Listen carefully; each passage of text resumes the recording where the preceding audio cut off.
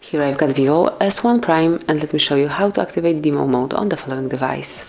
So at first, just reach the settings, go to System, and here you will notice developer options. If you cannot find developer mode over here under System, just take a look at our tutorial on how to unlock developer mode in this Vivo, and then smoothly click on developer options, scroll a bit lower, and click on System Demo Mode. Then just mark Enable Demo Mode.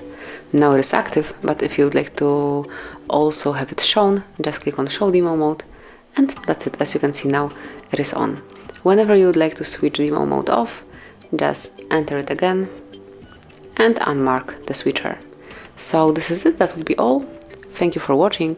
Please subscribe our channel and leave the thumbs up.